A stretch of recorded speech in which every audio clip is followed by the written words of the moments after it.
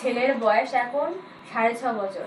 আমি এই শোভানা হক ম্যাডামকে ওর যখন বয়স 7 দিন তখন থেকেই দেখাই।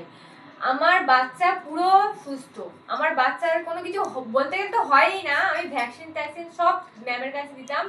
ম্যাম এত সুন্দর করে দেখে, মানে মানে না দেখারও দরকার নেই, তবু ম্যাম আমার এত মানে ভালো করে কথা বলে। ম্যাম অত্যন্ত ভদ্র মানুষ, আর একদম পুরো এমন করে মানে বোঝায় জিনিসটা।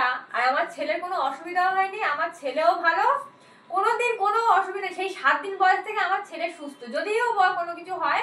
ম্যাম এত ভালো যে ম্যামকে যদি ফোন করে আমি বলি যে ম্যাম এরকম হয়েছে, আমি এখন যেতে পারবো না, ম্যাম কিন্তু আমাকে ফোনে ওষুধ বলে দেয়, যে কি করতে হবে সেটাও বলে দেয়।